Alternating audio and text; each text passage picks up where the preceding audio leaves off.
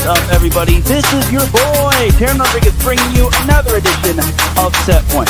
And as always, we have ourselves a jam-packed show as we have a lot to get into in the world of volleyball.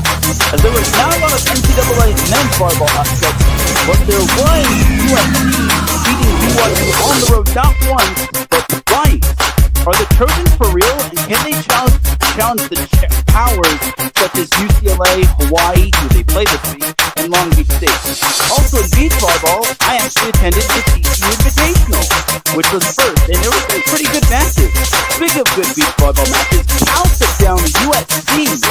What is going on with the Lady Trojans, and are the Golden Bears for real? Also, we had some good notable results from LOVE as Atlanta continues to rule the rankings. Were they able to avoid any possible upset? And how about Loyola of Los Angeles winning the Best of West boys volleyball tournament against Minnesota? Are the Cubs still for real? And the volleyball. Thanks to them. Some of us are some volleyball action here on Set Point. This is Teran Rodriguez bringing you another edition of Set Point here on iSports Radio. Your destination for all that is sports.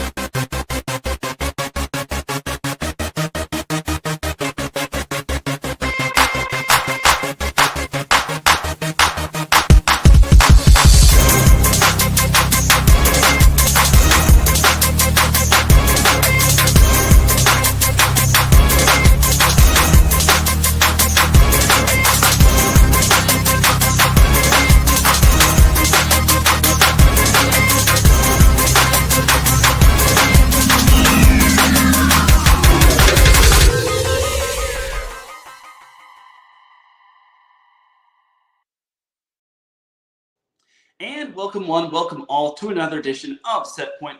Thank you all for joining me on this beautiful Monday afternoon, Monday evening, Monday wherever you are listening from.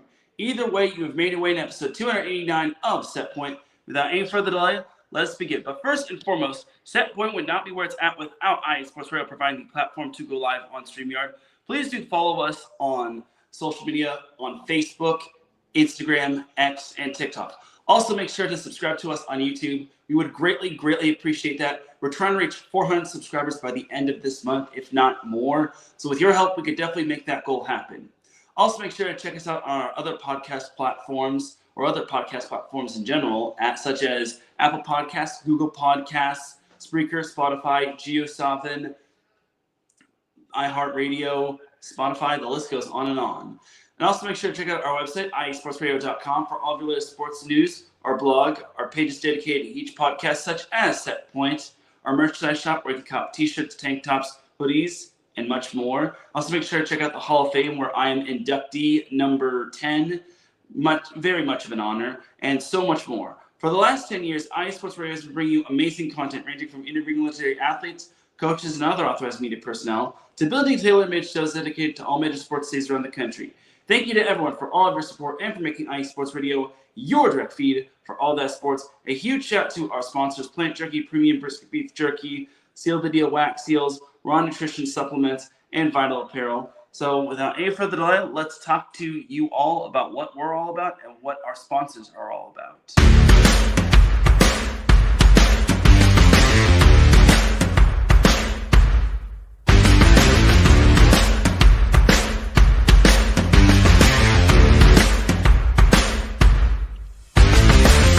Hi, eSports Radio fans. This show is brought to you by Planet Jerky Premium Brisket Beef Jerky. Planet Jerky is the official jerky of the 2022 California League champion Lake Elsinore Storm, Single A affiliate of the San Diego Padres. This all brisket jerky has gluten-free options, contains no MSG, no sodium nitrate, is low in sugar, high in protein. Go to their website at planetjerky.net and follow them on Instagram at Planet Jerky. Planet Jerky, the jerky that's on a whole other planet.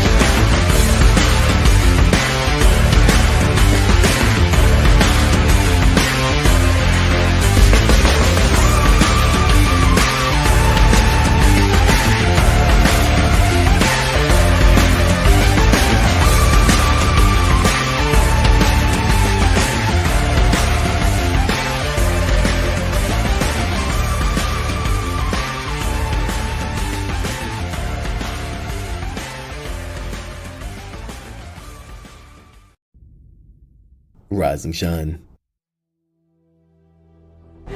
It's 4 a.m. The stars are still out. The sun is beneath the horizon, but it's time to punch in and go to work. The comfort of your warm-ups turns into the grinding out of your reps as the clinking and the clanking of the plates create a symphony of euphoria. There's no other feeling like it. Earn it, burn it, and take what's yours.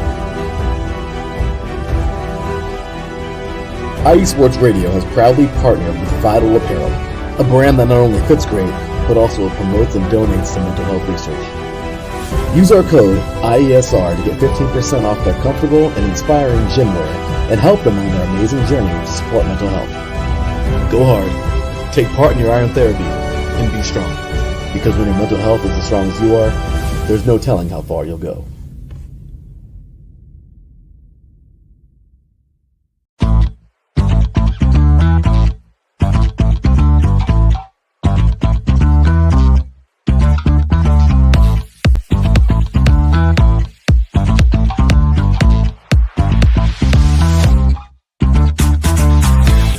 Hey there, IE Sports Radio fans. Be sure to check out our sponsor, Seal the Deal Wax Seals by Cecilia B.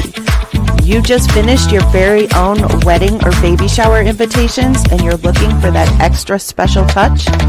Maybe you just wrote a letter to a relative or a friend and you want to add to their smile when they receive it. Then seal the deal with Cecilia's handmade sealing wax stamps for your invitations, letters, and gifts. You bring the deal, we'll bring the seal. You can find them on Instagram at sealthedeal_wax stamps and on Facebook, Seal the Deal Wax Seals.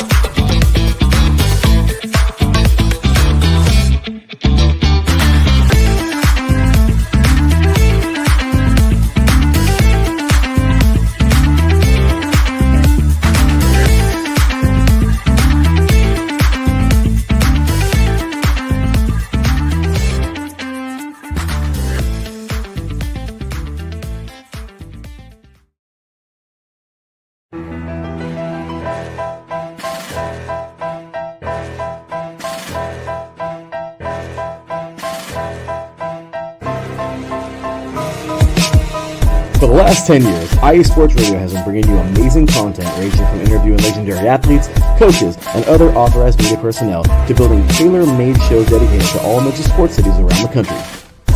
Make sure to follow us at IE Sports Radio on X, Instagram, Facebook, TikTok, and YouTube to keep up with the latest in sports and with all of our shows. Also, make sure to check out our daily updated website at iesportsradio.com. At iesportsradio.com, you can see our daily show schedule and check out all of our show pages with personal bios to learn a little bit more about each of our awesome hosts. In addition to our show pages, you can catch the IE Sports Radio blog, Hall of Fame, Fans of the Month page, and our merchandise shop including t-shirts, tank tops, caps, long sleeves, hoodies, and more. For now over a decade here at IE Sports Radio, we've continued to be by the fans, for the fans, and we thank you all for your support and for making IE Sports Radio your direct feed for all that is sports.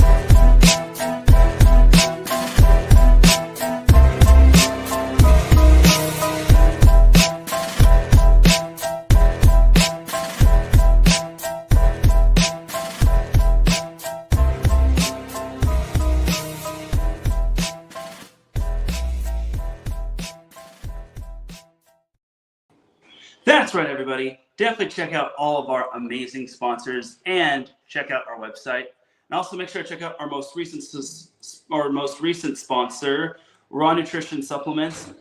We would greatly appreciate it if you did. They're our most recent sponsor, and you can go online to getrawnutrition.com and use the promo code ISR for 10% off.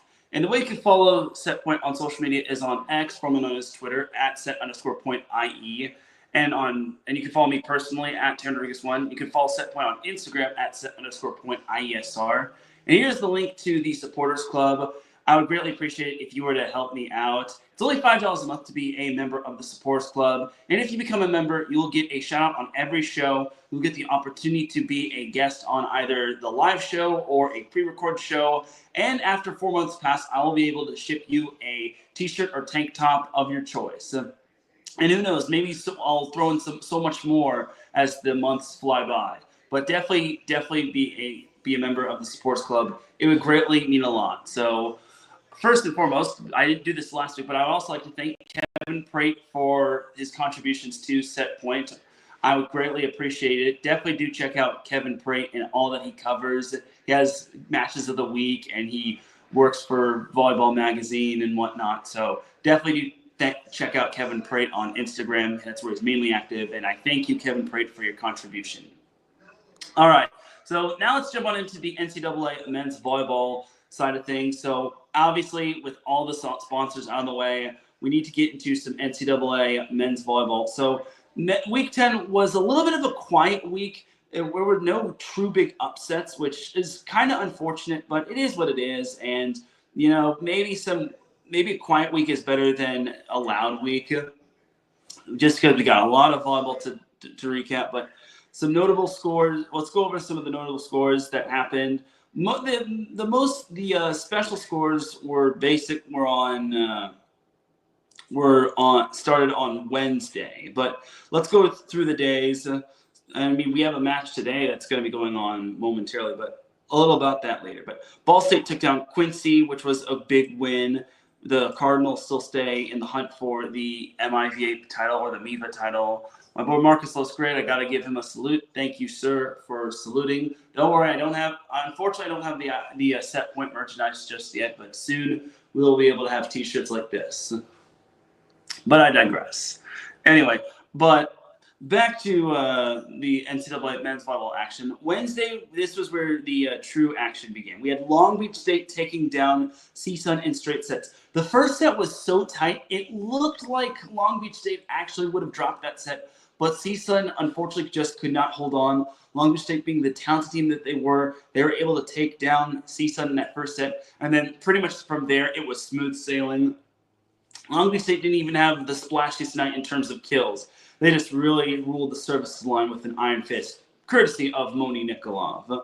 You also had McKendree taking on Maryville. Don't look now, but those Bearcats are red hot.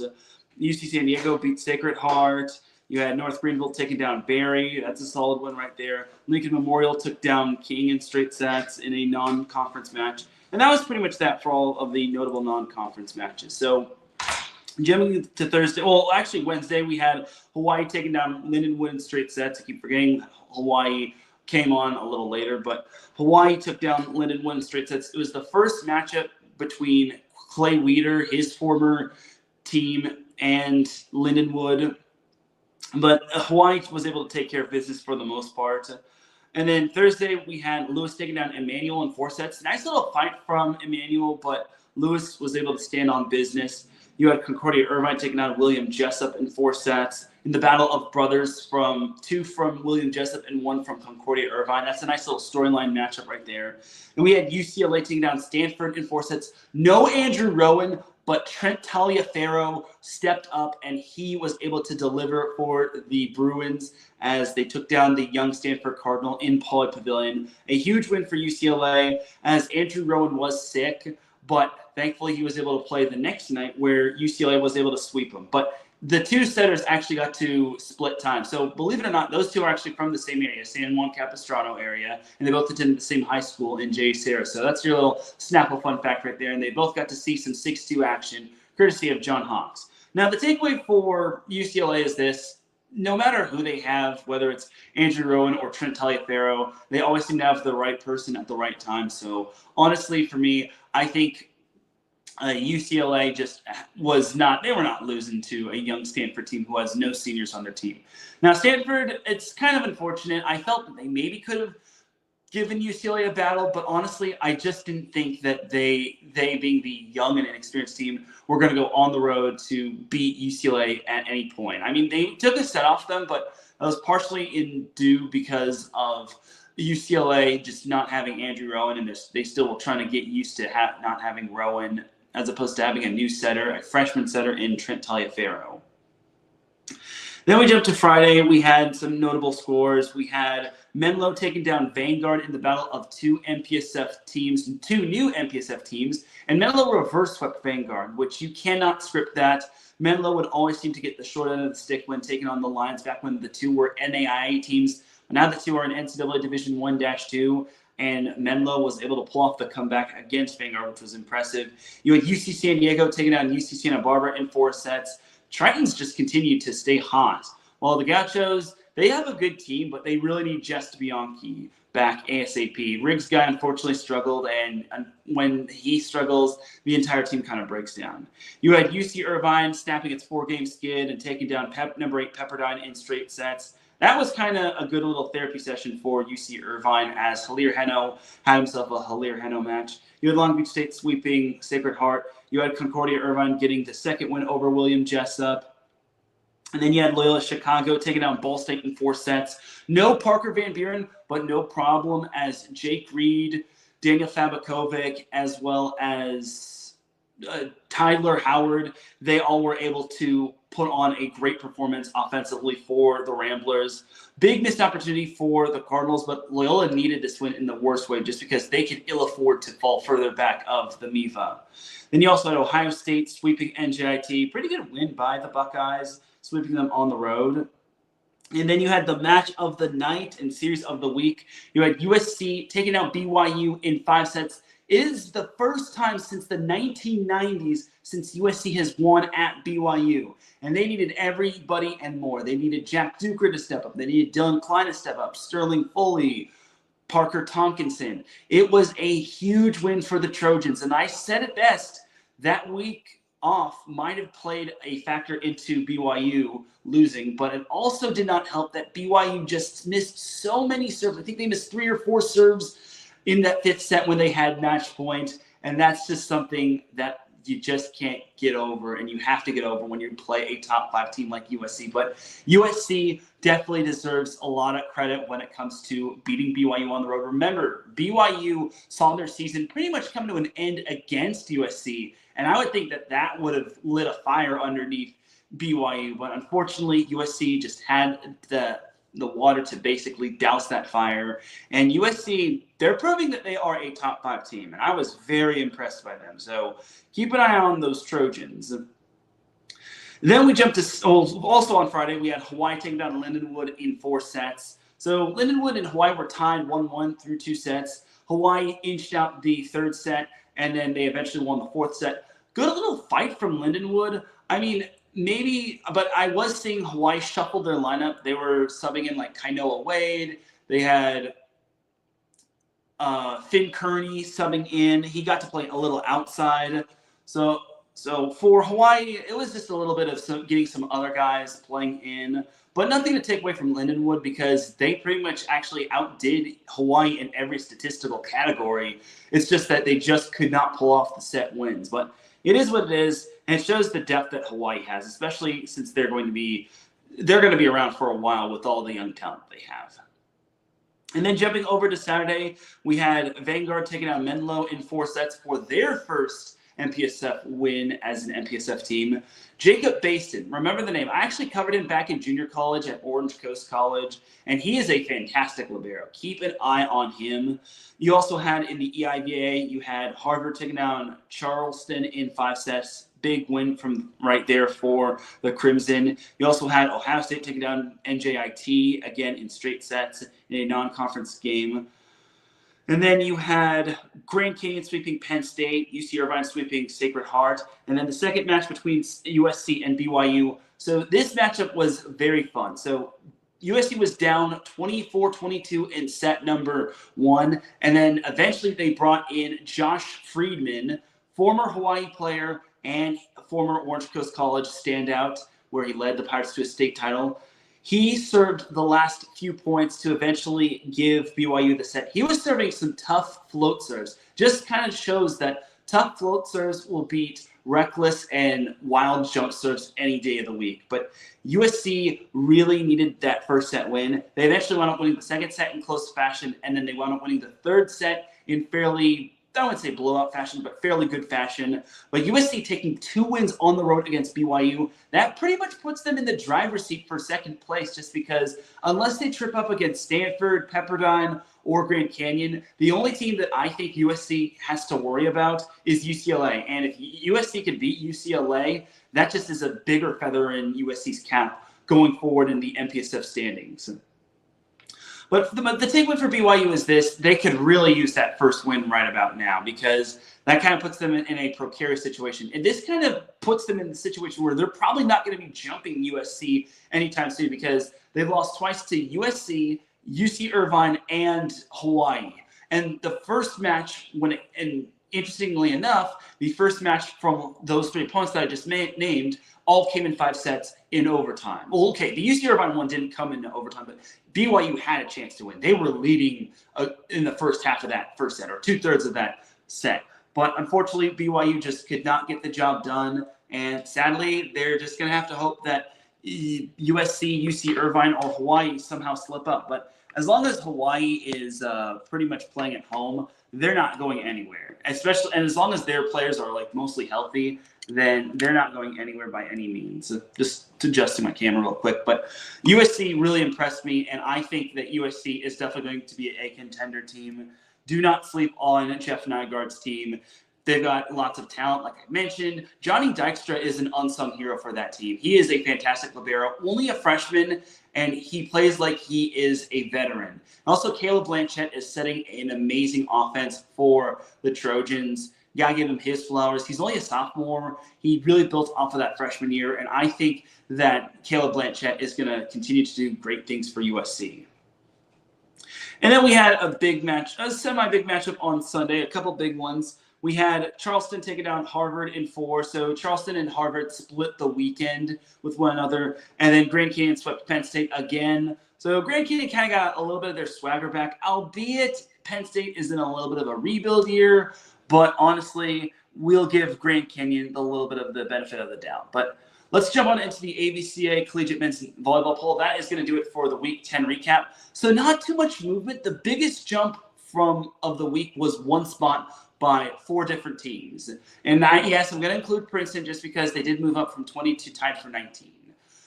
So other than that, nothing too out of the ordinary. You have McKendree in the top 10 for the first time in what seems to be like forever. Every volleyball fan has been looking forward to seeing McKendree in the top 10. And I'm happy that they were able to do so. They were able to see their hard work pay off.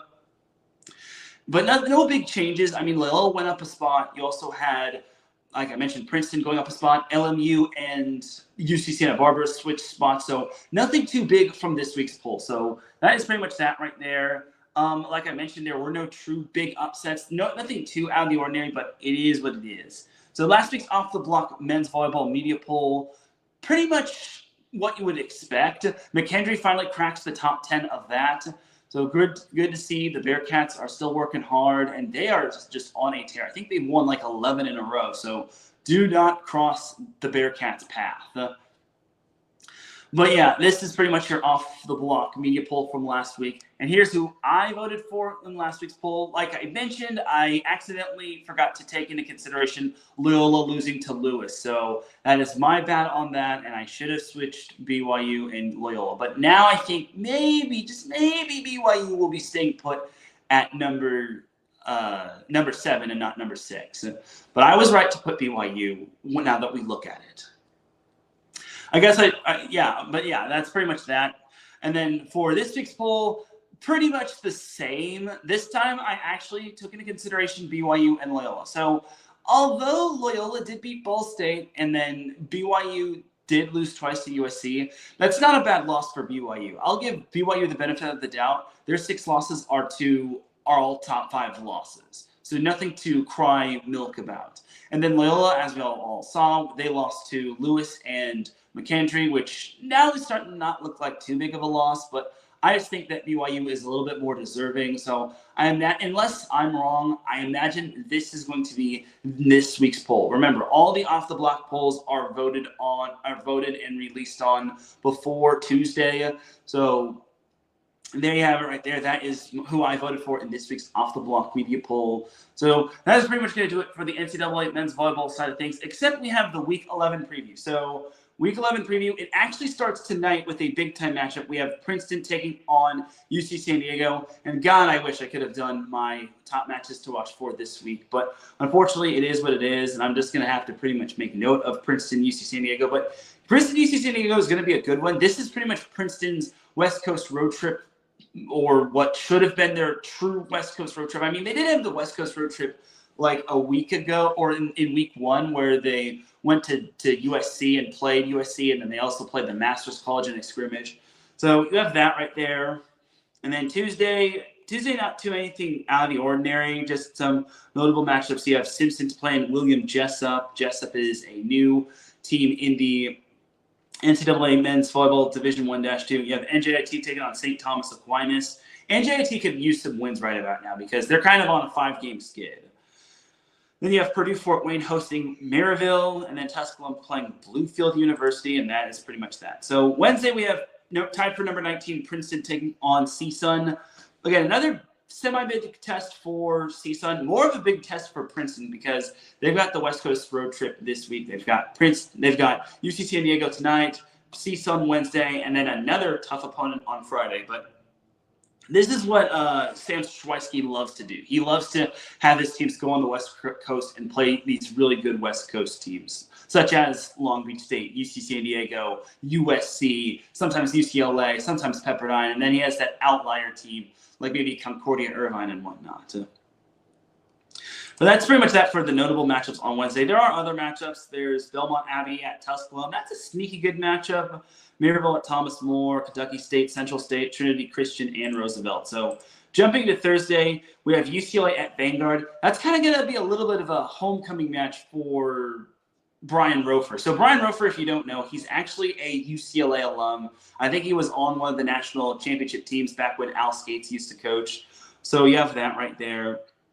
Then you have Queens playing at Ohio State in a little MEVA action. Then you have Lewis taking on Lindenwood and Quincy taking on Missouri S&T, and so on and so forth. Then we jump to Friday. We have EIVA action with NJIT taking on George Mason. You have Belmont Abbey at Barton, North Greenville at Mount Olive. That's a good matchup right there. That's a good little Conference of Carolinas matchup right there. Sneaky good matchup in Loyola Chicago at Purdue Fort Wayne. You got Concordia Irvine at Grand Canyon. Pepperdine at Stanford on Friday and on Saturday. That's a good matchup. Round 2 between UC Santa Barbara and UC San Diego in Big West Conference action. And then also you got CSUN at Long Beach State in round 2 of Big West Conference action. So definitely keep an eye on those. And then jumping over to Saturday, we have Lewis at McKendree. Big MEVA matchup. Let's see if Lewis can actually pull off the win at McKendree. But McKendree is playing some darn good volleyball. It's hard to really say that they're not going to be winning that one. But I can imagine that McKendree is not going to want to waver away from their little matchup. And then a sneaky good matchup over the weekend. We've got Harvard at BYU. Well, BYU's got to get up off the mat, but I think they should be fighting against Harvard, though Harvard does have experience playing in a hostile environment. So we shall see if the Crimson can pull off one upset against BYU.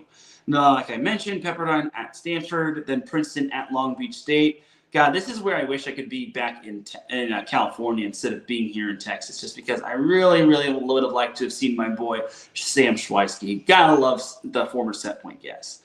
And that is it for the NCAA Men's Volleyball week 11, right? Wrong.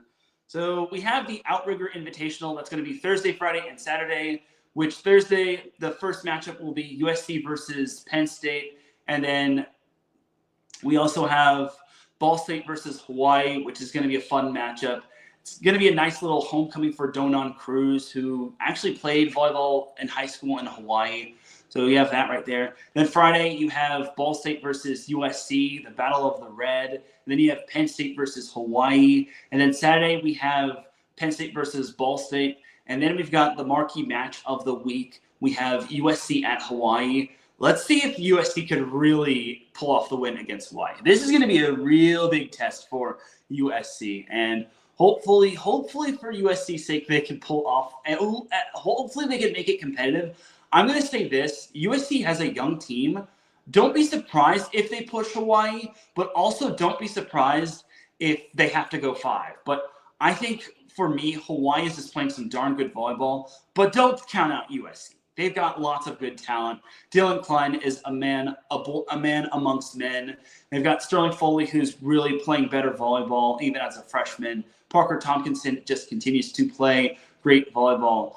I think for USC, they're going to really challenge Hawaii. But if Hawaii does somehow lose to SC, I think we could see USC jump. At the very least, maybe seeing USC, Hawaii, and UC Irvine tied for number 3. But that would mean that UCLA is the clear consensus number 2. And then Long Beach State is still number 1 until further notice.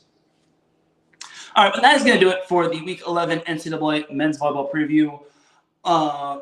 I got to give a shout to Brian Francoin. I think that's how it's pronounced. He's the host of our Boston show, Beantown Sports Pound. He says, have a great show and glad you had a good trip. Well, thank you, Brian. And that's actually a perfect segue to go into our next topic, NCAA Beach Volleyball Week 3 action for the recap. So, as you all know, I actually attended the TCU Invitational. So I actually saw, like I mentioned, that there was a TCU beach volleyball meet. And I'm thinking, you know what?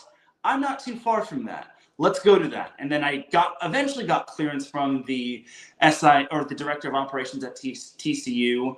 Unfortunately, it kind of was a little bit late as I actually got clearance the day before, as I actually emailed the wrong director of operations. I emailed the director of operations for indoor volleyball as opposed to beach volleyball. So got to look at these things a little bit better, Teran. So,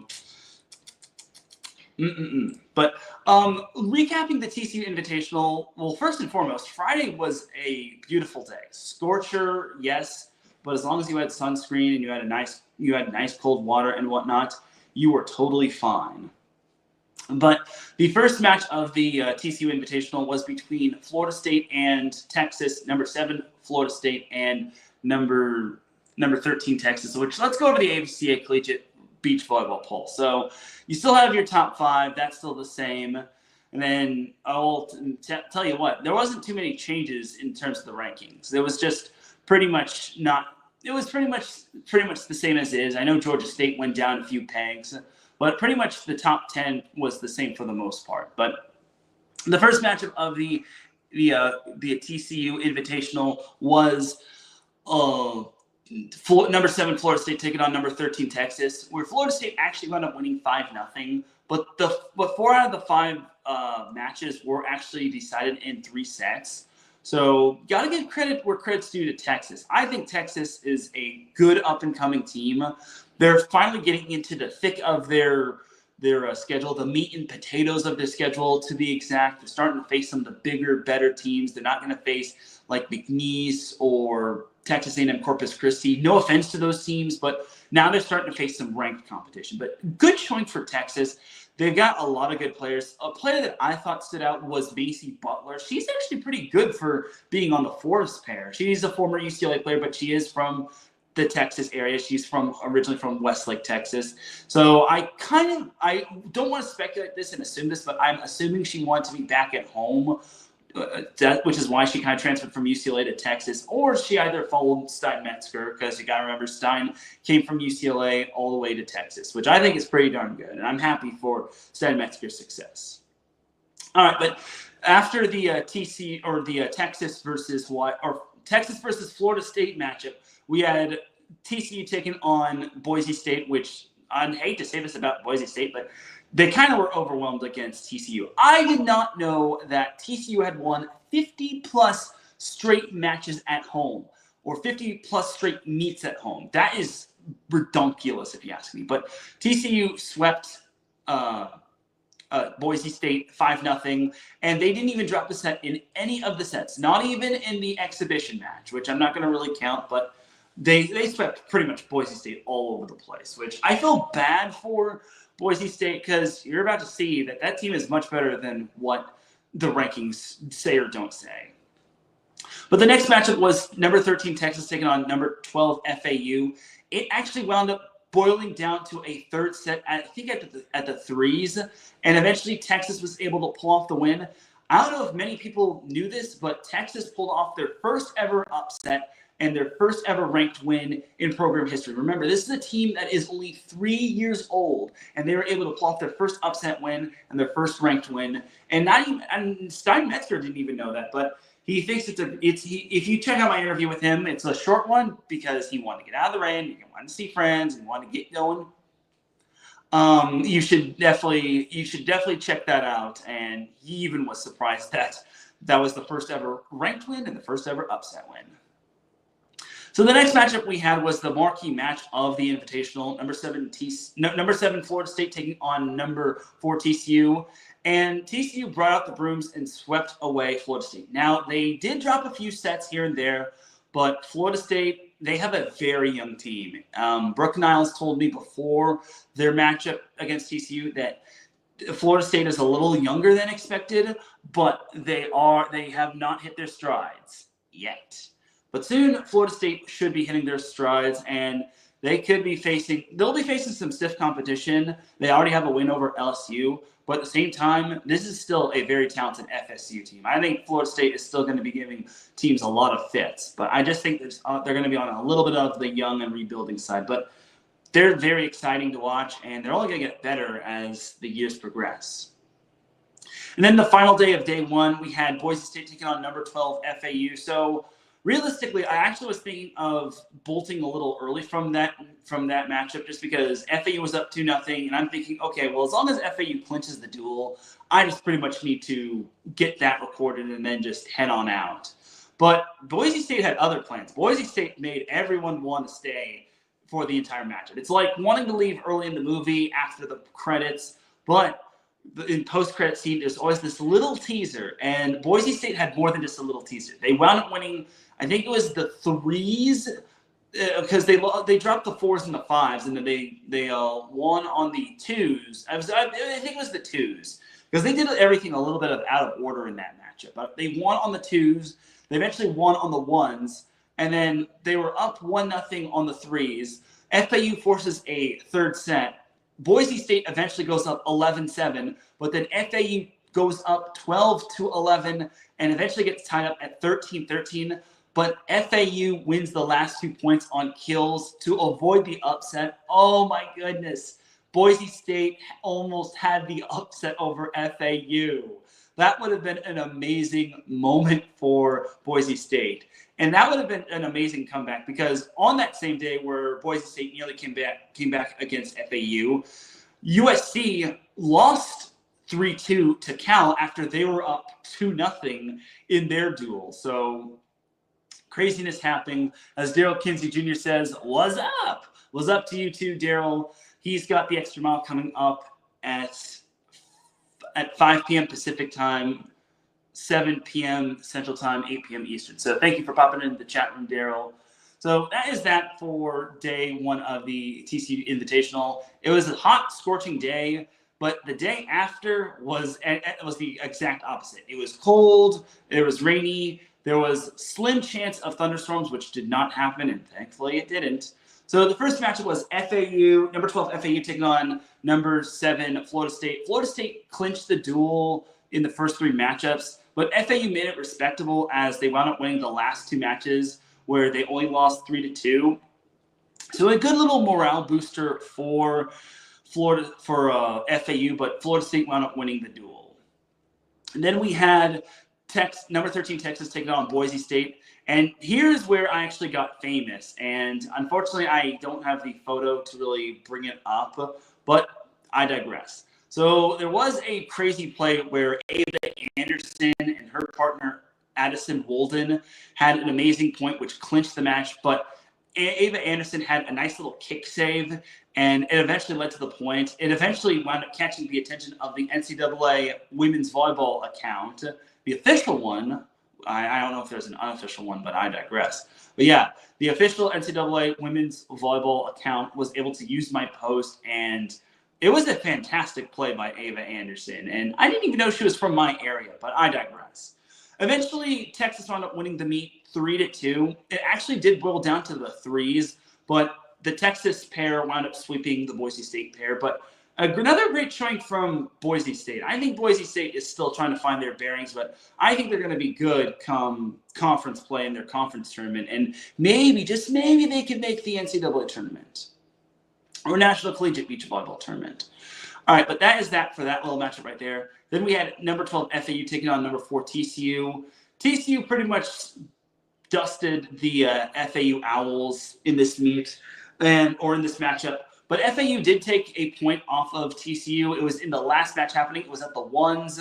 And you could tell it was a long, strenuous matchup where TCU's pair, Tanya Moreno and I'm blanking on the other one. And I just interviewed her, which really sucks. But the ones pair for TCU, they unfortunately kind of gassed out toward the end. It was a long, very strenuous match. And set 3 was actually decided in overtime, but it is what it is. So it's Daniela Alvarez. So Daniela Alvarez and Tanya Moreno, I can imagine they were gassed. And Tanya Moreno actually surpassed 100 wins as an individual. She's obviously had different partners. I thought that she and Daniela Alvarez both had surpassed 100 wins, but I looked at it carefully and said, Tanya Moreno has surpassed 100 wins and not Daniela Alvarez. So, but still a great accomplishment for Tanya Moreno. And then we had the second to last matchup of the meet. We had number 7 Florida State taking on Boise State. Just like before, Florida State was able to take the duel through the first 3 matches, and then Boise State managed to salvage a point, and then Florida State managed to take 1 extra point for the road. And eventually, Florida State wound up winning the whole. They wound up going 3-1 in the duel, and then they wound up winning the match. They went 3-1 the entire weekend, and then they went 4-1 the entire weekend, and then they wound up winning the duel 4-1. So they went 4-1 overall, and they wound up winning the duel against Boise State 4-1. Numbers are hard. Anyway, that's going to pretty much do that for that matchup. And then the final matchup was the marquee matchup. Number 13 Texas taking on number 4 TCU. Longhorns fans and Horned Frogs fans were in full force. Now, the duel got off to an unusual start. So the 5s pair actually had to end early because one of TCU's players unfortunately got hurt. And the rule in NCAA beach volleyball is if a player is unable to continue, that pair has to forfeit, and then the other pair wins. So Texas was already up 1-0 in the duel. And then eventually TCU wound up winning the next 4 duels or next 4 matches in the duel to win the duel 4-1. But Texas was making it very tough for TCU. Texas really made TCU sweat. I think 2 out of the 4 matches were decided in 3. Unfortunately for Texas, they just could not win that 3rd set. But it is what it is, and Texas is only going to learn from these. I think it was still a great showing for TCU, obviously for TCU, but for Texas, going 2-2, that's not bad, and eventually making history. I think Texas is going to be just fine. I think Texas is going to do great things this year, and I really want them to make the NCAA tournament because why not? This is their first year of eligibility to make an NCAA or National Collegiate Beach Volleyball tournament. So let's see if they can build off this and whatnot. But other than that, it was a very fun tournament. Thank you to TCU for putting on an amazing event. Even though it was scorching hot and rainy and cold on the 2 days, being Friday the hot one and then Saturday the cold one, but I digress. But great stuff right there from TCU, and thank you to the teams for letting me interview your coaches and players. Well, for TCU, the players, but there you go. All right, but there were some other notable matches from this past week. Obviously, we had UCLA edging out Cal, and then we had other matchups. We had, I think, Stanford took down USC edged out Stanford, which was so huge, and Stanford edged out Cal, which I thought was a pretty solid win for them. And then Long Beach State lost to LMU beat Long Beach State. Now it says 3-2, but LMU had clinched the duel when it was 3-1. So I think it was like their 2s pair clinched it when LMU was leading 2-1. So after that, Long Beach State just was able to salvage 1 more point to make it a little bit more respectable.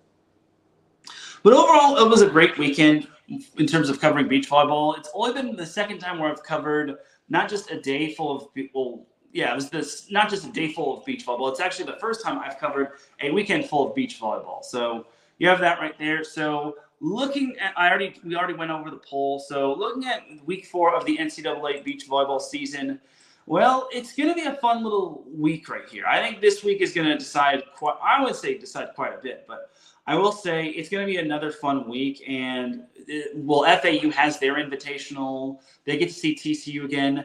The East meets West is going to be underway this weekend, where the first matchup is going to be Texas versus UCLA. So it's going to be a little bit of a homecoming for Stein-Metzger. I think it's going to be a very fun matchup. Texas versus TCU.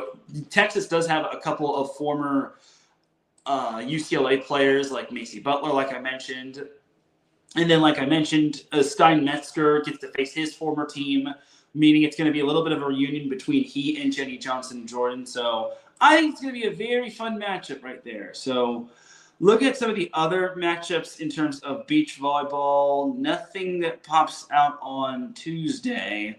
Looking at Wednesday, in terms of the notable beach volleyball matches, if the NCAA website, I will just say, is not the best. I don't know if people really ultimately care about this. I know volleyball is huge in Nebraska, but Nebraska's beach volleyball team does play San Francisco. I don't know how good. I mean, this might maybe be Nebraska's last week in terms of playing beach volleyball. I mean, because in case you don't know, Nebraska, in terms of beach volleyball, they don't play an actual full season. They just have beach volleyball in terms of like the off season, and then after that they go into indoor, and then they start training a little bit and start conditioning, and then once the teams are able to report, then that's when the whole thing kicks off. So looking at some notable matches, we have Florida State versus Cal and East meets West, Hawaii versus FIU, LSU versus LMU. That's going to be a very fun matchup right there.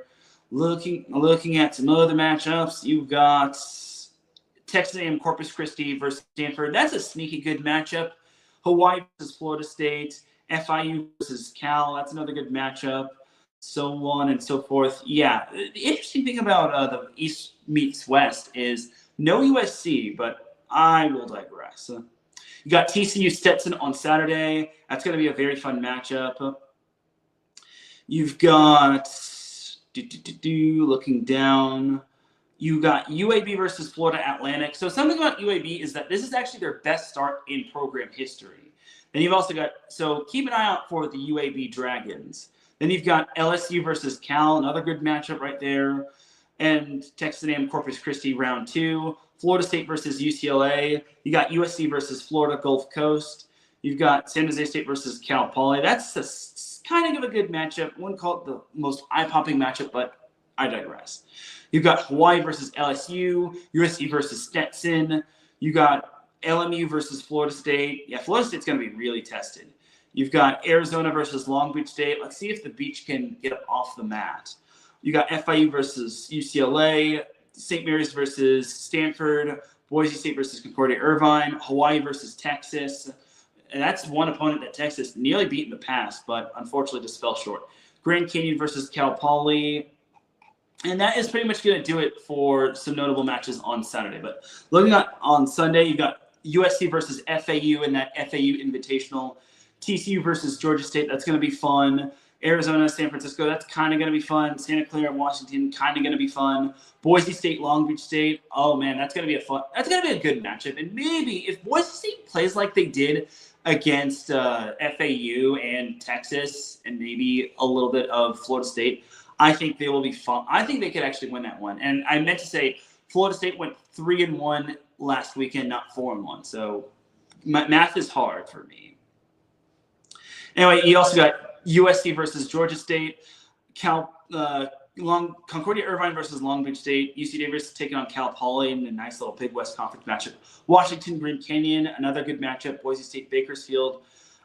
Disappointing that there's no USC TCU, but maybe we're missing something. But that'll do it for the notable matchups from NCAA Beach Volleyball Week 4.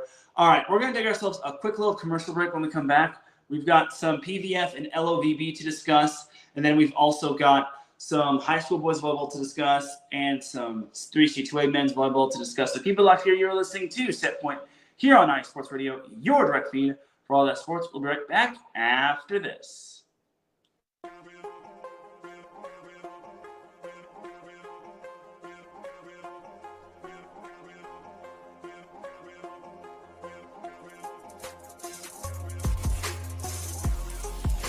Hello, ladies and sinners. Hello, sports fans around the world.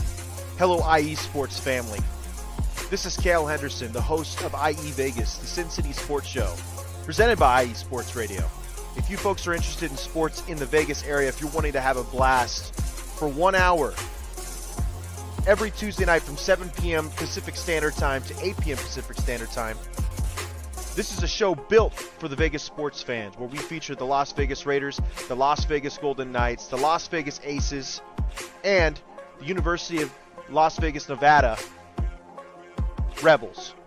Hopefully, fingers crossed, MLB team coming soon. Either way, if you folks are looking to have a blast for 1 hour each and every week, tune in Tuesday, 7 p.m. Pacific Standard Time to 8 p.m. Pacific Standard Time. If you folks are interested in Vegas sports news, go to our Twitter, at SinCities_IESR, and you can speak with me, the host, Cale Henderson, at Cale_Henderson on Twitter. At any time, be happy to reply. Always want to reach out to our fans. Again, the Sin City Sports Show, presented by IE Sports Radio, your direct feed for all that is sports.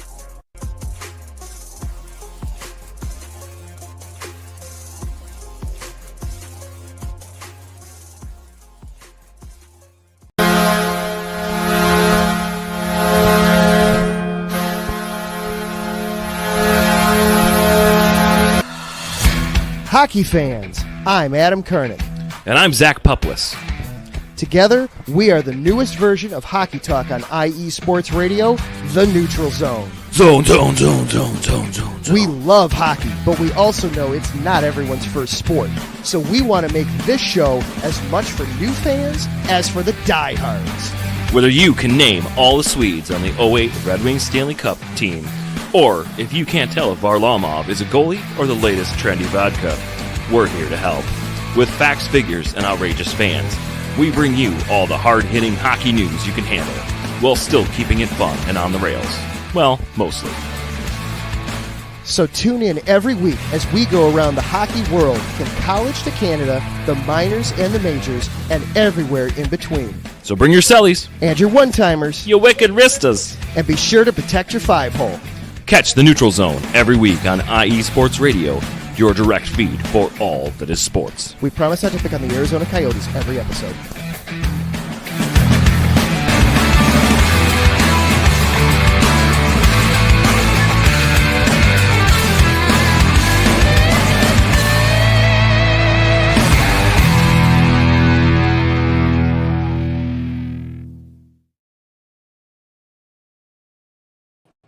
Back with segment number 2 of Set Point here on IE Sports Radio, your direct feed for all that sports. Definitely check out our amazing shows such as Sin City Sports and The Neutral Zone.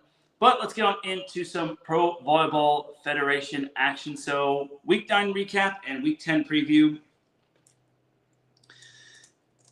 All right, so it was a little bit of an eventful week in the Pro Volleyball Federation side of things, as we're already in Week 10. Can you believe that? It feels like yesterday that the league just started. But before we get on into Week 10, we have to recap Week 9. And Week 9 started on, drum roll please, Thursday. It started on Wednesday, where the Omaha Supernovas took on the Columbus Fury in the first of a triple header.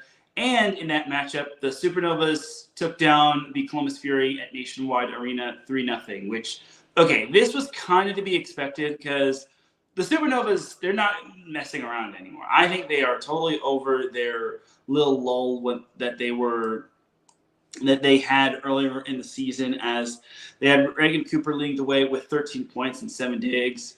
Brooke Dunaviller had 11 kills and 15 digs. You had Natalia Valentin Anderson with 40 assists and 9 digs.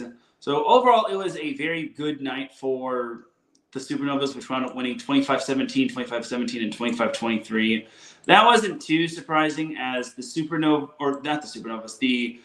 Fury were led by Kaylee Cox, who had 11 kills. Wilma Rivera had 25 assists to go on with 7 digs. Kate Georgiadis had 9 digs. And then Isabel Repix had 8 kills as the second leader. Don't know if I'm pronouncing that correctly, but it's better than what I was previously pronouncing. But long story short, I kind of expected this would be the case just because the Supernovas are on a higher level than the Fury. And that's no disrespect to the Fury. Everyone thought that the Fury were going to be one of the worst teams in the league. They surged a little bit, but now they've kind of are back on their little lows. Next up, we had the Grand Rapids Rise hosting the San Diego Mojo, where, like I mentioned last week, I thought that the San Diego Mojo had a chance to win, but unfortunately, the Mojo did not take advantage of that situation as the Rise wound up sweeping the Mojo 25-20, 25-24, 25-20, 26-24, and 25-20.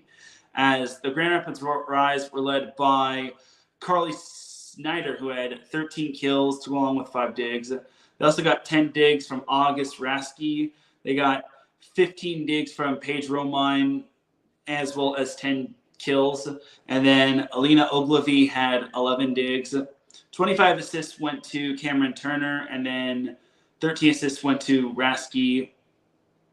So there was that right there. And then the Mojo, they were led by, well, they didn't have a player in double digits in terms of kills, but Maya Tabron had 9 kills to lead the way. They also got 13 digs from Marie Char Venegas. But that was pretty much where the buck stopped, as Sarah Sponsel and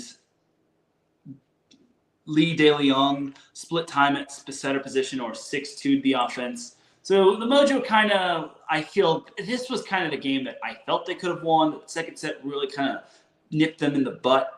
But it is what it is, and for the Mojo, it's just continuing to be that type of season. I think this is kind of the season where they're kind of having a hangover from making the PVF playoffs last year, and now they're kind of going the other direction. Speaking of teams that are going the other direction, the Vegas Fury were going the wrong way, but they needed to beat the Indy Ignite to have any sort of chance of making it back the path that they need to go. But the Ignite wound up torching the Thrill in 4 sets, 25-15, 19-25, 25-16, and 25-19. This took place at Lee's Family Forum, and the Ignite, give credit to the Thrill. They did all they could, but Ignite was just on one, as Sydney Hilly had 42 assists to go along with 4 digs. Elena Scott had 14 kills. And keep this in mind for all you Louisville fans. You have Elena Scott and you have Anna DeBeer on the same court. I also have to give a shout to Daniel Gilman, former set point guest, who wound up being on the call with Victoria Dennis for this matchup, which I thought was pretty darn cool if you ask me. Anyway, Azani Teeler led the Ignite with 14 kills. She also chipped in 10 digs. You also had Lekator Member-Monet, who had 13 kills and 8 digs. You also had Anna DeBeer with 8 kills and 12 digs. Pretty good, if you ask me. She's not even. This is only the first few weeks back after she sustained that injury in the NCAA semifinals, national semifinals. And then for the Thrill, they were led by Willow Johnson, who had 12 kills. Morgan Stout had 11 kills, along with Hannah Maddox. But it just was not enough. They got 29 assists and 11 digs from Alicia Glass-Childress and 15 digs from Mary Schroll. But unfortunately, it was just not enough. So my takeaway for the Thrill is this: they really need to win in the worst way. This is starting to become more concerning than ever. They were once the best team in the league, and now they are the worst. They're now starting to trend in the opposite direction. They're not the worst team in the league. Let's not leave it at that. But they're not going the right way, as they actually had another match 2 days after they played the Ignite, as they traveled to Atlanta to take on the Atlanta Vibe. And normally the Thrill have been the queens of 5-set matches. And they normally are the masters of reverse sweeping this season. But this time, Atlanta was a little bit more prepared. Okay, maybe not a little bit more prepared, but they were prepared in that 5th set, where the Thrill, unfortunately, just could not pull off the reverse sweep. The Vibe wound up taking the match in 5 sets, 25-18, 25-20, 25-27, 20-25, and 15-13 at Gas South Arena. So Leah Edmond led the way for the Vibe with 25 kills along with 13 digs. Pia Timmer had 14 kills and 14 digs. They also got 18 digs from Morgan Hentz, along with 5 assists, which is solid. They got 11 kills from Corey Lewis. So all in all for the Atlanta Vibe, solid win for them, especially against a team that loves to go 5 sets. I want to say that this might be the Thrill's first or second 5-set loss of the season, as they got 26 kills from Hannah Maddox, along with 11 digs. Charity Looper added 18 kills and 15 digs. 60 assists and 20 digs went to Alicia Glass-Childress. 11, they already got the 11 digs from Hannah Maddox. And that was pretty much that right there. So, man, the Thrill, if they ever need to win a match, that was the match to win. But winning on the road is tough, so we can maybe give them a pass, but they really need to get some wins going. And then there was a triple header on Sunday where it all started with the Indy Ignite taking on the Atlanta Vibe. And just like the Atlanta match against the Vegas Thrill, the Thrill took down the Ignite. This time they wound up needing 4 sets instead of 3. But that 4th set was a marathon set, as they actually wound up winning it 33-31. So, and they also wound up winning set 2, 28-26. So, and they wound up winning set 1, 25-23. The only set that Atlanta didn't win was the 3rd set, where the Ignite wound up winning it 25-22. But if there was a match where the Ignite needed to win close sets, it was this one. As leading the way for Atlanta was Merritt Beeson, who had 16 kills, along with 6 digs. They also got 16 kills from Leah Edmond and 14 digs from her as well, which I think is pretty good. Marley Monserrat had 36 assists to go along with 22 digs, which actually led that department. Morgan Hentz added 18 digs, which I thought was pretty good.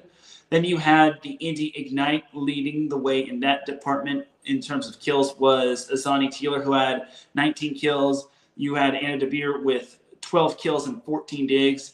15 digs went to Teeler. Sydney Hilly had 52 assists and 10 digs. But unfortunately for them, it was just not enough. Oh, yeah, and Lydia Martin led the way with 16 kills. Got to mention that. So this was a big win for the Vibe to close out the week, and that actually helps them quite a bit because it actually gets them back into the playoff contention, and it actually puts them only a half a game behind the Ignite. So if I'm the Vibe, I am not deterring from what they're doing. I think that what they're doing is working perfectly. My only concern for the Vibe, and I guess for the Ignite, is that the Rise and the Thrill are not too far behind from them. Because the Vibe are only half game behind. Well, the Vibe are only a half game ahead of the Rise and the Thrill. And then the Rise and the Thrill are only 1 full game back of Indy. So, and then Orlando, I guess we should mention the entire standings. Orlando is still number 1, but only by a half a game, as Omaha was idle on Sunday. So you have that right there. All right, but that is that for the Week 9 recap of the Pro Volleyball Federation. Now let's jump on into the Week 10 preview, as it all starts on Thursday, where we have a triple header. It all starts with San Diego Mojo at Orlando Valkyries. All right, this is kind of one of the worst teams in the league versus the best team in the league. I can't imagine Orlando loses this. I know they had a little bit of a tough time against the Columbus Fury, which I forgot to mention. The Valkyries took down the Fury in 4, and then the Rise took down the Mojo on the road in 4 as well. So I just skimmed through those matchups right there. But yeah, if I can't imagine the Valkyries would lose to the Mojo. The Mojo are reeling after they had such a great week a couple weeks ago. But the Valkyries, I think they're playing some of their best volleyball, and I think they're going to be scary good. Brittany Abercrombie is doing amazing things. Like, she's doing outstanding things that I didn't even think would be possible in women's volleyball, but I digress. Then you have the Omaha Supernovas playing at the Indy Ignite. This could be big for the Ignite. They need all the wins that they can get because their grip on 3rd place is not that strong. But they have to do what seems to be the impossible, as they got to beat the Omaha Supernovas, which they have not had a whole lot of luck against. And I hope that Sydney Hilly does come with some fire, because she's facing her former team.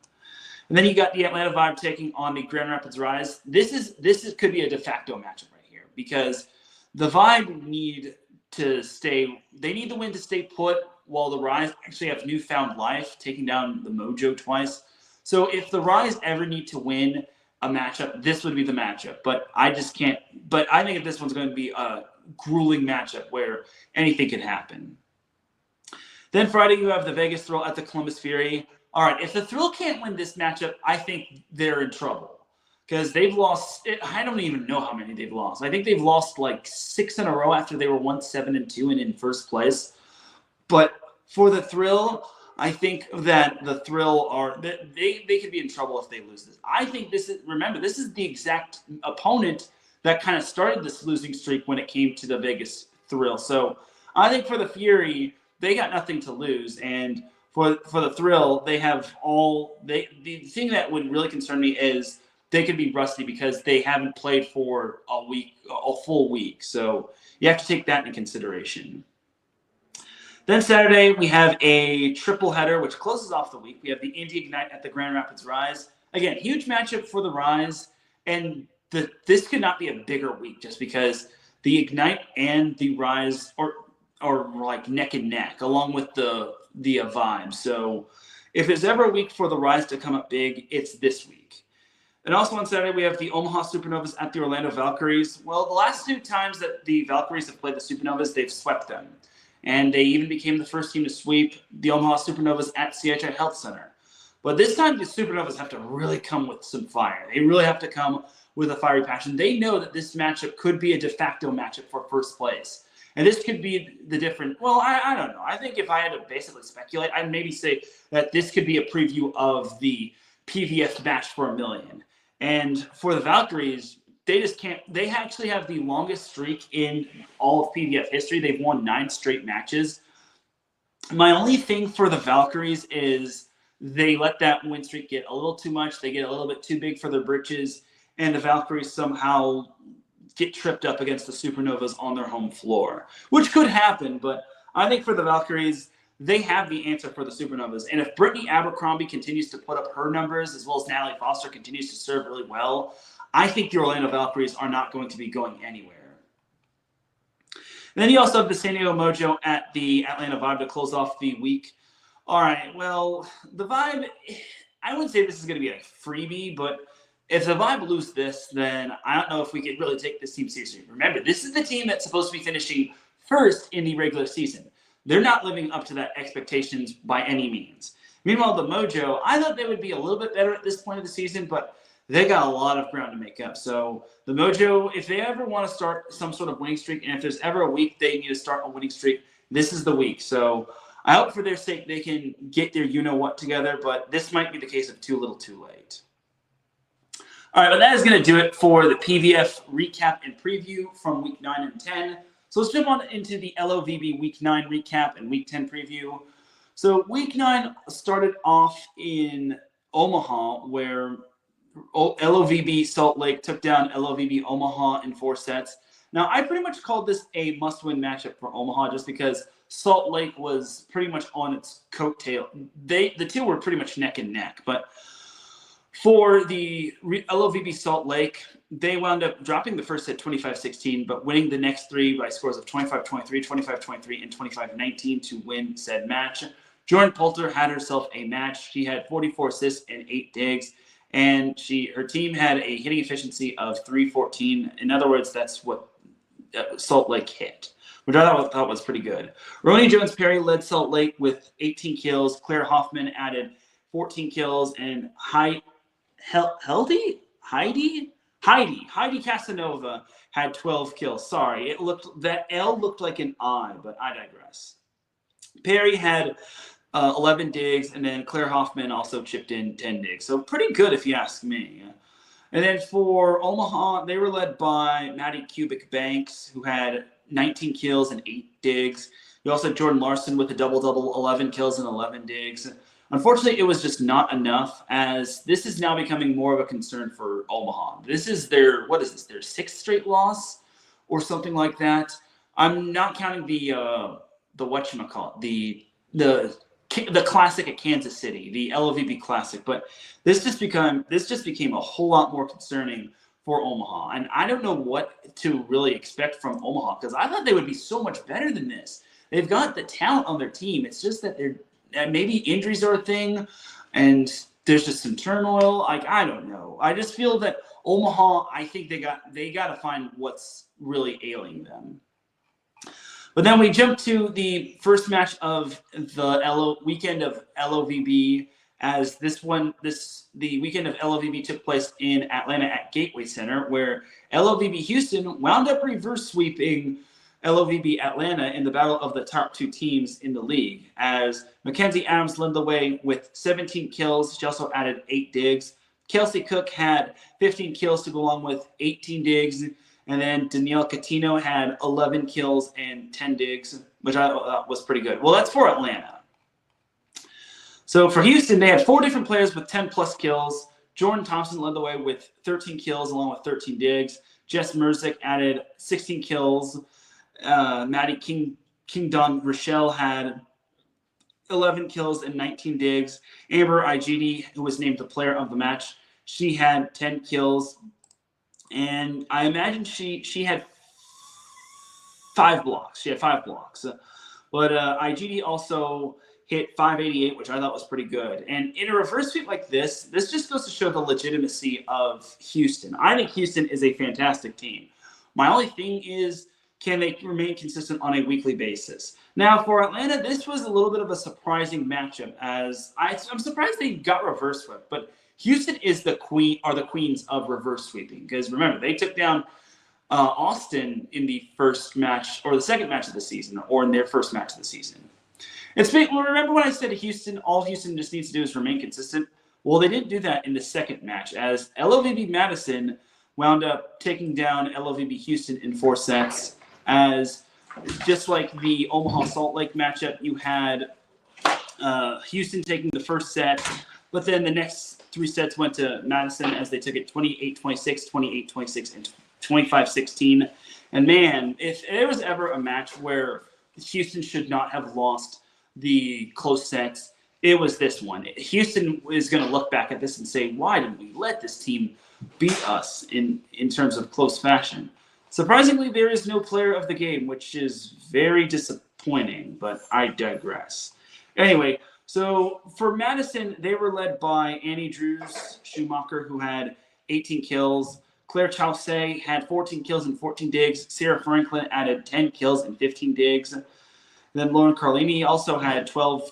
She had a double-double, and she even chipped in 5 kills, which I thought was pretty good. For Houston, they were led by Jordan Thompson, who had 21 kills and 12 digs. Maddie Kingdon Rochelle had 13 kills and 13 digs. Jess Merzick, she had a double-double, 10 kills and 16 digs. But it was not enough, as Houston went from riding the highs of that reverse sweep, going to losing to a Madison team, which I will say this for LOVB Madison. They are actually playing some really good volleyball. They're not playing bad at all. They're actually surging at the right moment, and they went from looking like they were going to be the bottom feeder of the league to now looking like they're going to be maybe a top 4, if not top 3 team. So keep an eye on LOVB Madison.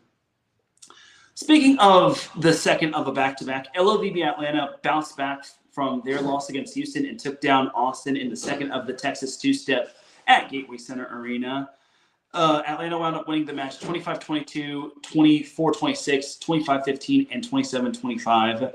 Tia Jimerson was the player of the match for Atlanta. She had 6 blocks, and she had what I imagine – she only had 4 kills. That's kind of – well, I guess defense does really win you championships. Well, they would certainly win you games, but I digress. As Atlanta was led by Danielle Catino, who had 16 kills and 9 digs. Mackenzie Adams had a 14-14 game, 14 kills, 14 digs. And then Jimerson also, like I mentioned, she had 4 kills, but she also had 6 blocks. She also hit 300, which is pretty good. And then for for Austin, they were led by Logan Eggleston, who had 15 kills and 14 digs. Chiaka Agbagu had 14 kills. And then Molly McCage had 9 kills, as well as Maddie Skinner. But it was not enough, as Atlanta wound up taking down Austin. A good little bounce-back win. They needed that bounce-back win in the worst way. Otherwise, they would have been I wouldn't say they would have been in deep trouble, but they would have kind of taken a little bit of a step back. But they didn't lose ground on Houston, as LVB Atlanta is still in first place at 9-2. Houston is in second place at 6-5. Salt Lake is in third place at 5-6. Austin is in fourth place at 4-6, along with Omaha, which really needs to get its you-know-what together. And then Madison is at 4-7. But Madison is actually progressing really well. Remember, this was a team that had only 1 win going into post the LOVB Classic. Now they've got 3 straight wins, and this team looks very good. Because they've got Omaha and Salt Lake, which, ironically enough, that's actually the Week 10 matchup that starts off the week. as let's go to there right now. So Omaha versus Madison. This time Madison is playing Omaha. And here's the thing for Omaha. They have to win somehow. I don't know what it's going to take, but now they went from looking very promising to being a top team in the league to now looking very iffy in terms of if they're even going to make the top 4. So Omaha really needs to win this matchup. But they're facing a Madison team that has actually won 3 straight. So if I'm Madison, you got to keep up the pressure. You got to keep feeding the ball to Annie Drews and whatnot and keep it going from there. And then the weekend with LOVB heads down to H-Town as they head to Houston. On Friday, we have LOVB Atlanta taking on LOVB Houston. All right, round 2 with these 2 teams, as this one is going to be a good one. I mean, Houston isn't too far off from Atlanta, but honestly, Houston is definitely up there. They're definitely going to be up there in terms of the rankings. I mean, Houston's kind of the closest team when it comes to Atlanta, but Atlanta just can't afford to have too many losses here and there because they actually got the second of a back-to-back being against Salt Lake, which you never know with Salt Lake. But if anything for Atlanta, this was going to be a tricky week because they've got that matchup and then they got less than 24 hours to prepare and to rest against Salt Lake. Meanwhile, for Houston, they've got the I-45 matchup where they've got LOVB Austin as well. So this could be a big week for Houston. If they play their cards right, they could, hence the word could, potentially gain some ground on Atlanta. But I'm not going to hold my breath too much. And jumping back to Omaha, if Omaha can win this matchup against Madison, next week is the weekend with LOVB heads to Omaha, and Omaha could really use some home cooking in terms of playing at home. Otherwise, if they can't win this week, then I don't know what to really expect from them going into their weekend with LOVB. I will say this though, they do have the Texas two-step with Austin and Houston, but for Omaha, they really need to get some wins going. They need to get that confidence up. Otherwise, it's going to be tough sledding for them going forward. But that's going to do it for the Week 10 preview and Week 9 recap of LOVB. We're going to take one last commercial break. When we come back, we got some 3C2A men's volleyball to discuss and some high school boys volleyball to discuss. Keep it locked here. You're listening to Set Point here on iSports Radio, your direct feed for all that sports. We'll be right back after this.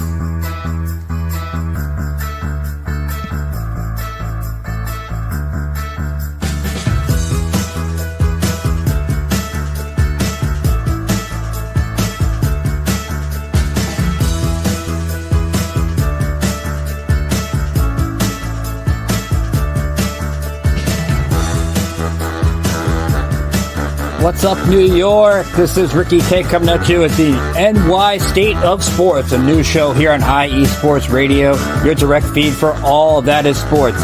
Listen to me every Thursday afternoon as we bring you the latest takes on the Yankees, Mets, Jets, Giants, Knicks, Nets, Rangers, Devils, and Islanders. Plus, you get some college hoops and what's the local sports events going on in the area. It's a state that never sleeps, so why not get the opinions and sports takes that never sleep? Again, every Thursday, 2 p.m. to the NY State of Sports. We'll see you then.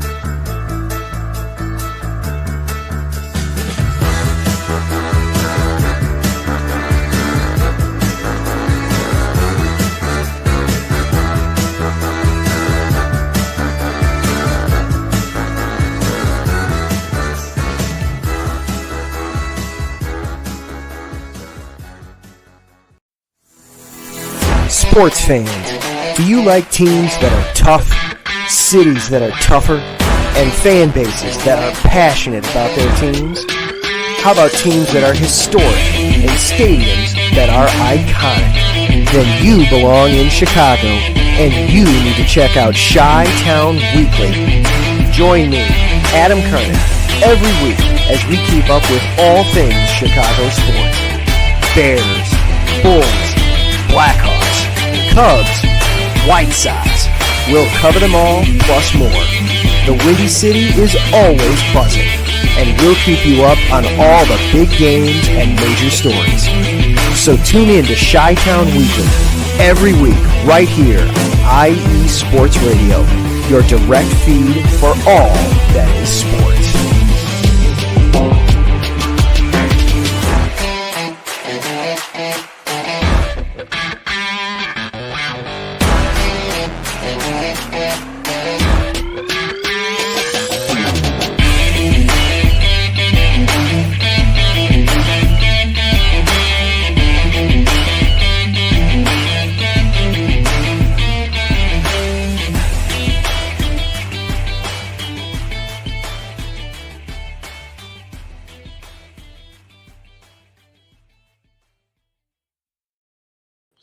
And we are back with the final segment of Set Point here on IE Sports Radio, your direct feed for all that sports. Definitely check out our amazing shows as Adam Karnick is actually going live momentarily.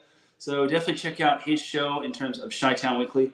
But I do want to discuss some 3C2A men's volleyball just really briefly. So San Diego Mesa handed Golden West their first loss of the season. So there will not be an undefeated champion in the 3C2A men's volleyball realm, which I think it was pretty amazing if you ask me. So last year we had Orange Coast being the undefeated champion, which hadn't been done since 2016. Or not 2016, 2006 when Long Beach City did it. But this year there will not be an undefeated champion in terms of the 3C2A in men's volleyball, which I think is pretty darn cool if you ask me. I mean, the three teams that actually did it were OCC in 2024 last year, Long Beach City in 2006, and then LA Pierce in, I think, 2001, when they had David Niffen and David Hunt on those teams, which Travis really loved having those bragging rights against those guys.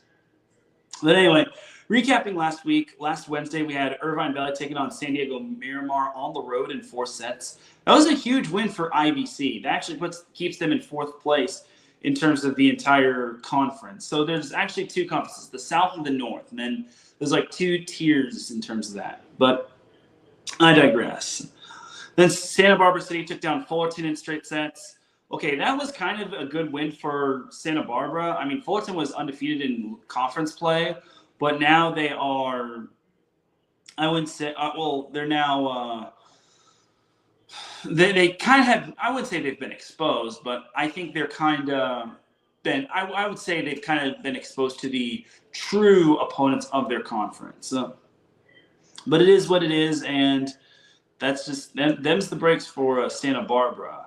But we also had Santa Monica taking down LA Pierce in 4 sets, Long Beach City sweeping Antelope Valley, Moore Park swept El Camino, Palomar took down Santiago Canyon, Orange Coast took down Grossmont, and then we had the big win of the night. We had San Diego Mesa upending Golden West in 4 sets. This was a rematch of last year's semifinal between the 2 teams where the Olympians took down the Rustlers in 4 sets. This time, the Olympians did the same thing, and actually in the same fashion where – actually, no, it wasn't in the same fashion. It was Golden West winning the first set and then San Diego Mesa winning the next 3 sets, which I thought was pretty good. The semifinals saw Mesa winning the first set, Golden West rallying back to win the second set, and then Mesa winning the next 2 sets. So you had that matchup right there, those matchups right there on Wednesday, and then we had an interesting matchup. We had Orange Coast taking down Jamestown University. So keep in mind, Jamestown is a NAIA school for the time being, which I think is a freelance school because they're playing nothing but teams. They're not in a conference. But Jamestown, they've kind of been in a little bit of a down year, unlike a few years ago when I think they made the NAIA tournament. But Orange Coast did take them down in 4 sets. This match actually counted toward Orange Coast's schedule, but not Jamestown's schedule. But let's be honest, Jamestown actually played 3 matches on the West Coast prior. They took on Vanguard, and then they played Hope International, and then they played the Masters College, which all 3 they lost. And then Orange Coast, unfortunately, they didn't fare any better against Orange Coast. But Jamestown's head coach, Downey Nguyen, and the assistant coach, Will Rice, actually had a nice little homecoming as they actually were former OCC players. So I think that was pretty darn cool if you ask me. It was also pretty cool to see Orange Coast defeat a 4-year school. Now, I don't know if we can classify this as an upset because Jamestown did have a lot of situations that they were in, but honestly, it's still pretty impressive. It's a nice little feather in the Pirates' cap. Just keep the momentum going for them. Then on Friday, we had San Diego Mesa sweeping Santiago Canyon, Santa Monica sweeping Antelope Valley, Moore Park sweeping Fullerton, Long Beach City taking down Santa Barbara in 4 sets. That's a good win right there for Long Beach City. It keeps them in second place, and it keeps them within striking distance of Moore Park, who is just rolling at this point. Irvine Valley swept Grossmont. That's not too surprising. Golden West took down San Diego Miramar. Nice little bounce-back matchup for the Rustlers. You had El Camino sweeping LA Pierce, and then Orange Coast swept Palomar on the road, which was pretty good. So yeah, that is pretty much that for last week in the 3C2A in men's volleyball. So looking at this week, it's going to be an exciting week, as this week is going to start on Wednesday, like most 3C2A men's volleyball weeks do. And then here are some notable matchups to watch for. So we have Santa Monica versus Long Beach City, Orange Coast playing at Santiago Canyon, San Diego Miramar, San Diego Mesa. That is a very good matchup right there. I think it's going to be the marquee matchup of the night, and it's the battle of 2 San Diego teams, and I think no punches will be pulled. You got Antelope Valley at LA Pierce, Fullerton at El Camino, Moore Park at Santa Barbara. Kind of a challenging matchup for Moore Park, but I think if they continue to play how they've been playing, they will not have too many problems. Then you've got Golden West at Irvine Valley. If Irvine Valley plays like they did against Miramar, I think that if IVC can play the same way that they played against Miramar, I think they can beat Golden West, but Golden West has so much firepower on their team.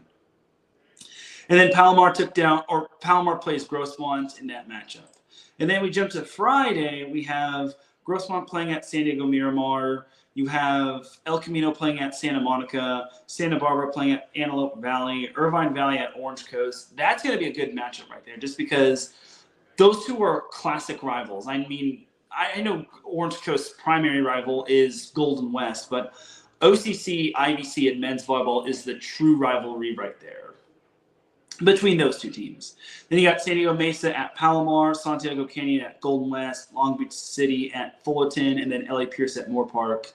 I'm just going to say this right now. Moore Park is just rolling right now. I think that can be a dark horse team to win all, because I know they have losses to San Diego Mesa and Golden West, but they're looking very good. Remember, they have that win over OCC, and I think they can only go up from there. So keep an eye on the Moore Park Raiders, because some Raiders have to be good. But also don't count out the OCC Pirates. Remember, this year, just like last year, they're hosting the 3C2A semifinals and championship, and you never can count out Travis Turner's teams. I just think for OCC, if they won the table, I think they can get the 1 seed. But that could kind of be a bad thing, just because they would have to play Moore Park again. But I imagine they're not going to be missing 27 serves like they did in the previous match. So there you go. All right, but that's that for the 3C2A in men's volleyball. Let's jump to some high school boys volleyball. So Loyola Los Angeles of the Cubs, they wound up winning the Best of the West tournament in thrilling fashion. So if you remember my interview with Michael Boley, he said, I don't know if they're going to partake in the Best of the West tournament because they just can't seem to win the Best of the West tournament, and they always seem to lose there, and it always seems to ruin their undefeated season. Well, Loyola wound up winning the Best of the West tournament, which has not been accomplished in a hot minute. So congratulations to former set point guest Michael Boley and his team. That's a huge win right there. Good morale booster. They took down Mira Costa in the final in 3 sets. They also took down Huntington Beach in 3 sets. Remember, these matches are best 2 out of 3, not 3 out of 5. And Loyola that was pretty much where Loyola just had a little bit of struggle. They took down Beckman in the semifinals. They took down Sandra Day O'Connor of Arizona in the round of 16. And then they pretty much breezed by pool play. So Loyola, there's still that team. Now, I'm not sure when they're going to be playing Mira Costa, because Mira Costa versus Loyola in men's volleyball is pure cinema. I imagine there still hasn't been a accepted location. I imagine it's either going to be played at LMU, Loyola Marymount University, or it's going to be played at maybe Redondo Union High School. Not sure. That was an alternate place where Loyola has played at. But honestly, I think it's going to be a fun match regardless. I hope they can continue that rivalry because I imagine I did see that there's going to be information about Miracosta versus Loyola later on in the day. And that is always a packed matchup. I wouldn't even be surprised if they played at Cerritos College or anywhere in the LA area. But I digress. And that is that for the Best of the West tournament. Huntington Beach finished third. Miracosta finished second. Carlsbad finished tied for third. There are no such thing as third place matches or fifth place matches or seventh place matches. You either tie for third, tie for seventh, tie for fifth, tie for ninth. There's no extra matches because you don't want to play too many matches and then just risk injury and whatnot, which I think is good for Best of the West. I'm glad the Best of the West people considered that. All right, and then speaking of Huntington Beach, they actually posted a nice win over Corona Del Mar last Thursday. They wound up sweeping the Sea Kings at Corona Del Mar. The second set was decided 36-34 in favor of Huntington Beach. I will say for Corona Del Mar, they're getting better by the day. And once they get to full strength, they have one player that's out due to the transfer period of the CIF Southern section. But Jack Robinson, once he gets to be in that middle blocker tandem with Daniel Booker, Corona Del Mar, I think, is going to be a threat. They're already a pretty solid team as is because they've got Ben Brown and then they've got Drake Foley, who is in his first week back from the U.S. National Development Team, as well as Daniel Booker. But for those that don't know, Drake Foley actually plays setter. He used to play defensive specialist and libero, but now he is playing the setter position, which I think is huge right there for Corona Del Mar. And if you're not putting 2 plus 2 together, Drake Foley is the younger brother of Sterling Foley, the USC standout, in terms of being a freshman.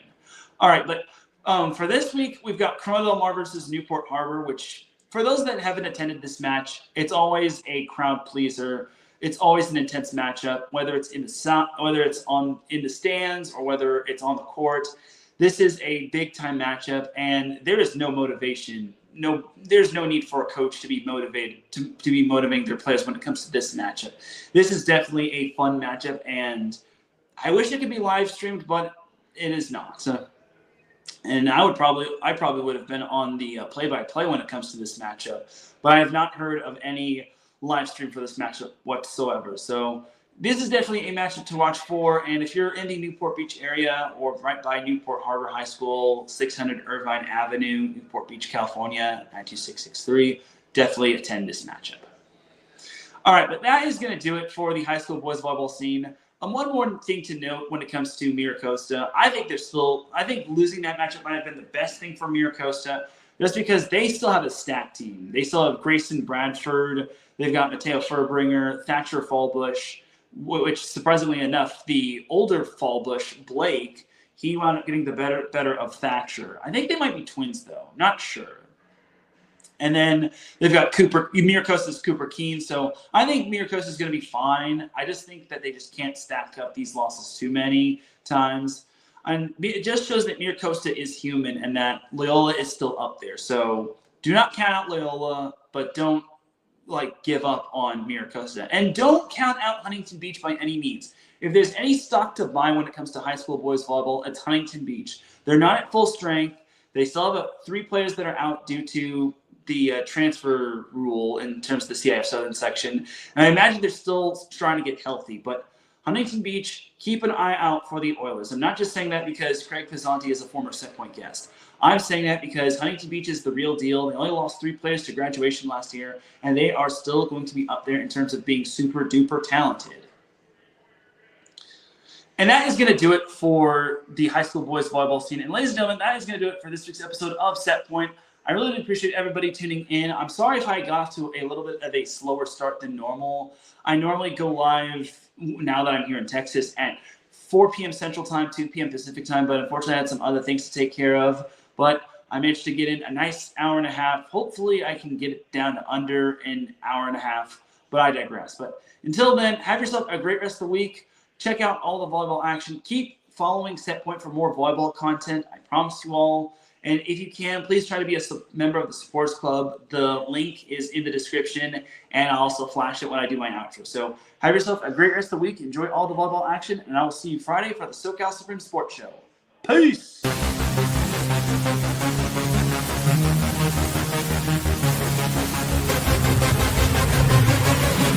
Bye.